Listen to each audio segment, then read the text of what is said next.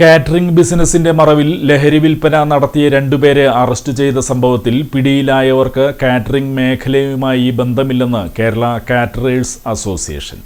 Catering ബിസിനസിന്റെ മറവിൽ ലഹരി വിൽപ്പന നടത്തിയതിന് 2 വ്യക്തികളെ കൊടുങ്ങല്ലൂർ പോലീസും തൃശൂർ ഡാൻസ് ഓഫ് സംഘവും പിടികൂടിയെന്ന വാർത്ത കഴിഞ്ഞ വാരത്തിൽ വിവിധ മാധ്യമങ്ങളിൽ പ്രചരിച്ചിരുന്നു.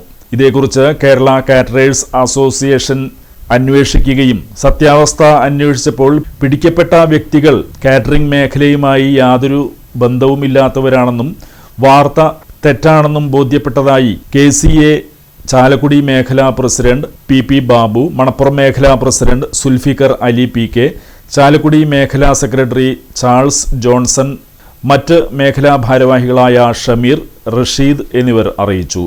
എറണാകുളം റൂറൽ പോലീസ് മേധാവി KS സുദർശനുമായി ബന്ധപ്പെടുകയും അദ്ദേഹത്തിന്റെ നിർദ്ദേശമനുസരിച്ച് കൊടുങ്ങല്ലൂർ DYSP പ്രമോദിന് KCA സംഘടനാ ഭാരവാഹികൾ പരാതി നൽകുകയും പരാതിയുടെ അടിസ്ഥാനത്തിലുമാണ് വാർത്ത തെറ്റാണെന്ന് സ്ഥിരീകരിക്കുകയും ചെയ്തതെന്ന് കേരള കാറ്ററേഴ്സ് അസോസിയേഷൻ ഭാരവാഹികൾ പറഞ്ഞു. കേരള കാറ്ററേഴ്സ് അസോസിയേഷൻ ഈ കൊടുങ്ങല്ലൂർ മുതൽ ചാവക്കാട് വരെയുള്ള മണപ്പുറം മേഖല പ്രസിഡന്റ്, എൻ്റെ പേര് സുൽഫിക്കർ, സെക്രട്ടറി ഷമീർ.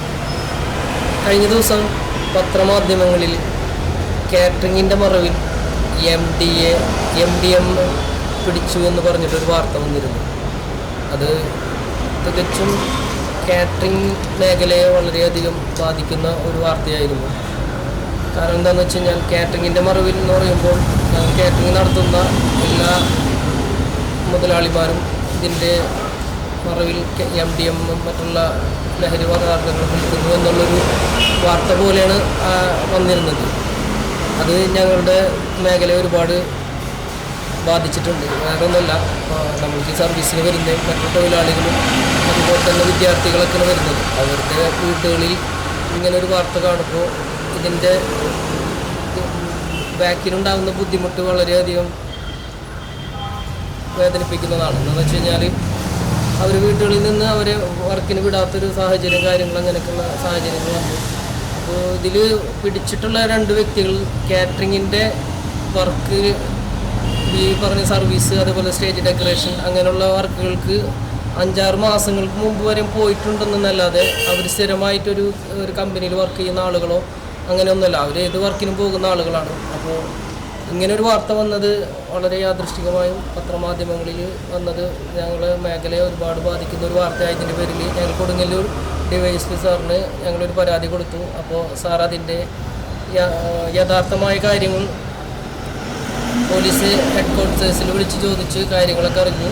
അപ്പോൾ നമുക്ക് വേണ്ട രീതിയിൽ അത് മാധ്യമങ്ങളിൽ അത് തിരുത്തൽ വരുത്താമെന്ന് ഉറപ്പ് നൽകിക്കൊണ്ട് നമ്മളടുത്ത് അത് സംസാരിച്ചു. അത് പോലീസിൻ്റെ ഭാഗത്തുനിന്ന് ചെറിയൊരു തെറ്റുപറ്റിപ്പോയതാണ്. അത് മാധ്യമങ്ങൾക്കും അങ്ങനെ ഒരു വാർത്ത കിട്ടിയെന്നാണ് അറിവ് പറയുന്നത്. അപ്പോൾ സാർ തന്നെ അത് പറഞ്ഞിട്ട് അത് തിരുത്തണം എന്ന് പറഞ്ഞുകൊണ്ട് സാർ അത് വളരെ മാന്യമായി നമ്മളടുത്ത് അത് നല്ല രീതിയിൽ കൈകാര്യം ചെയ്തിട്ടുണ്ട്. അപ്പോൾ ആ വാർത്ത തികച്ചും തെറ്റായൊരു വാർത്തയായിരുന്നു. അപ്പോൾ അത് മുന്നിൽ കണ്ടുകൊണ്ട് കാറ്ററിങ്ങിൻ്റെ മേഖലയെ ബാധിക്കുന്ന ഒരു കാര്യങ്ങളും നമ്മുടെ ഭാഗത്തുനിന്നോ ഞങ്ങളുടെ ഓണേഴ്സിൻ്റെ ഭാഗത്തുനിന്നോ ഇങ്ങനെയുള്ളൊരു കാര്യങ്ങളും നമ്മുടെ ഭാഗത്തുനിന്ന് ഉണ്ടാവില്ല.